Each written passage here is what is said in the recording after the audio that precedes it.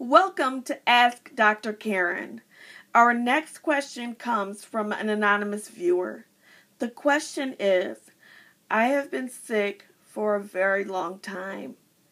It seems like the people who used to support me the most are no longer around. It seems like they are very tired of me being ill. I don't understand it myself. I wish I could get better, but not only am I tired of being sick, but it seems like other people around me are tired of me being sick. Is this normal? And how do I get people to understand what I am going through? That is a great question. I would like to respond to that question by reviewing the works done by William Dyer, in which he compares the pattern of normal illness to chronic illness. You see, usually we expect to follow a pattern that is characteristic of normal illness. In this pattern, there is a fall from a normal state of health into illness. That person looks to get a diagnosis and achieves a diagnosis. After that, a treatment is given or implemented, and then that person returns to a state of recovered health, which includes increased health and increased strength. After that time, you can expect that that person will return to a complete, full state of normal health, and this is what we call full recovery. Usually, when a person follows a pattern of normal health, they will experience a lot of support from family, friends, community, church members, and the expectation is that eventually that person will no longer need help because he or she will fall back into a pattern of normal health. And so those support persons are no longer needed. However, William Dyer talks extensively about the pattern of chronic illness. Chronic illness is very different from normal illness. You see, the pattern is not the same. Usually, a person who suffers from a chronic illness will fall from a normal state of health. They will receive a diagnosis after trying to find what the problem is. They will get treated. However, the recovery may look much different. In a state of chronic illness, there is actually a fluctuating pattern of health that occurs that may feel very strange and different from what the expectation is with normal illness. In chronic illness, after a treatment is implemented, that person doesn't necessarily go back to what we call full recovery, but will fluctuate in intermediate states of feeling better and feeling worse, but not ever going back to a state of what we would define as normal health. Family, friends, church, community, and support persons typically respond to this in a much different way. You see, after a while, they start to wonder, why are you still sick? When are you going to get better? And how long do you need support for? And in some cases, a sense of apathy on the part of support persons is experienced, in that they really truly do not understand why the chronically ill person has not gone back to a state of normal health.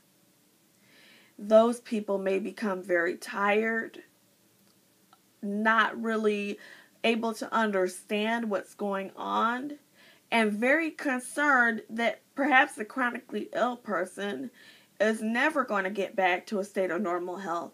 And so that's when you see people start to sort of weed out of your life and become more apathetic and not as supportive as they were before.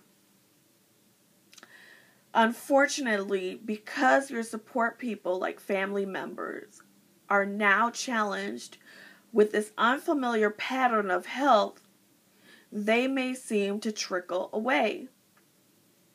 At this point, the person who is chronically ill feels very misunderstood and has very negative feelings about being neglected or abandoned in this way. And this tends to lead to depression. There are a number of different ways that a chronically ill person deals with the chronic illness. Depression and apathy seem to increase, and the chronically ill person may feel like giving up.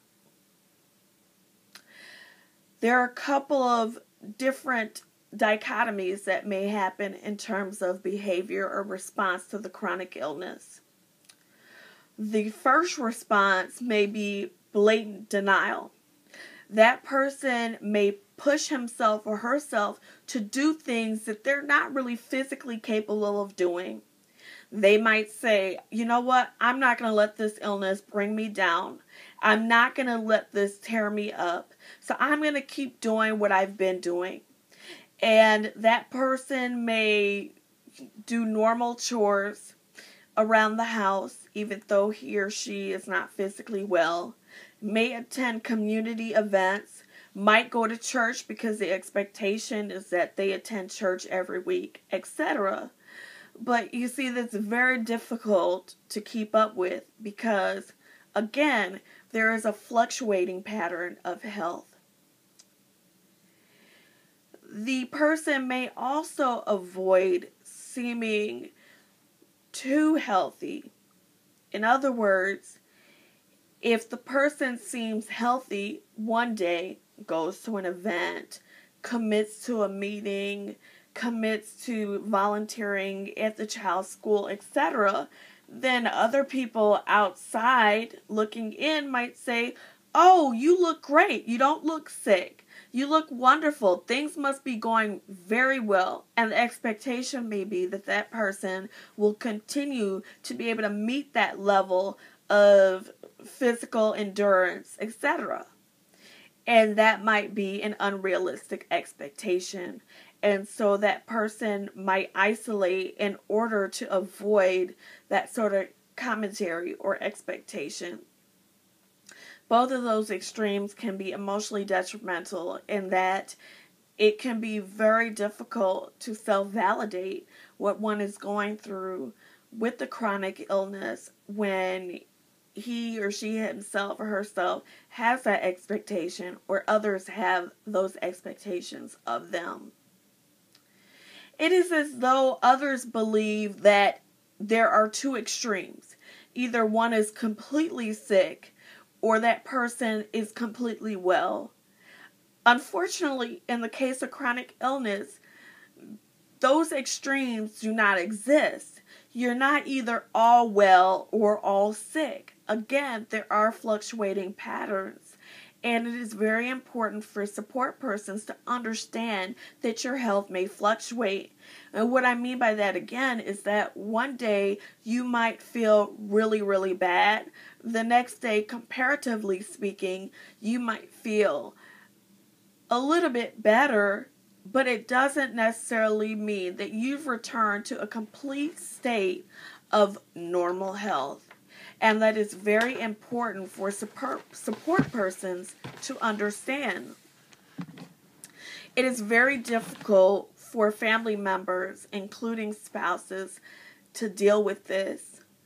One of the things that we've talked about in the past is the loss of roles in the household. For instance, if you're a mother and a wife, your role may have shifted or changed, evolved, based on how the chronic illness has impacted you. For instance, I myself live with Cushing's disease. I went through the diagnostic process. I went through treatment, which was a brain surgery. And I went through a surgical, quote-unquote, cure. And I went through what we would consider recovery. I would say that during that time of recovery, I was very sick still. There were a lot of hormonal issues around the cortisol and other impacts of surgery that made it very difficult for me to function from day to day. Because of that, my roles have changed. I'm still a mother and I'm still a wife. But in terms of caring for the children in the same way I have in the past, being able to take them to school and things like that, those things have changed. I'm currently not even driving. And as I sit here and do this video, I am in a recurrence of Cushing's disease. So I went through the surgery, went through a recovery period, and now the Cushing's is back. And so, yet again, I experience a state of fluctuating health. And it can be very difficult for the spouse, the children, and other family to understand that. To really sit there and watch you go through everything that you're going through and how it impacts the family. What I will say to that is there are ways that support people can be truly supportive to the chronically ill person.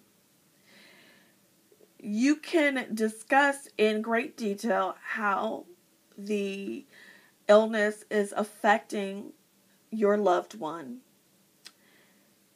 You can make visits shorter, but definitely visit frequently. Understanding that you may not want to overly stimulate the person who is ill. Make sure you send cards or letters and things like that to continually encourage that other person. Look for ways to help out with the children. Maybe send a small gift. Avoid saying things to the person to make them feel guilty or inadequate. Like, how come you haven't been to church in a while? Why haven't you attended an event? And if that person does feel good enough one day to attend church, make sure that you understand that they may not be able to attend an activity or an event the next time. Nonetheless, be 100% supportive. Finally, don't ask, what can I do to help? Sometimes people feel embarrassed or, ashamed to ask for help. If you know that something needs to be done, just do it. I think it is important for people who are the loved ones of a person living with a chronic illness to learn as much as you can about the chronic illness. If it's Cushing's, learn as much as you can about Cushing's. Become an advocate yourself for your spouse or the person who is living with a chronic illness. Make sure that you understand what they are going through to the best of your ability. There is an article out there called The Spoon Theory that uses the analogy of spoons to make the point about how difficult it can be from day to day to live with a chronic illness. Look up such articles. Google it. Look it up. Make sure that you understand what it's like to be that person and be there for that person.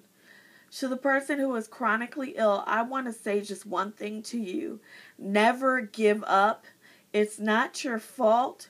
You didn't do anything wrong. When you feel good, feel good.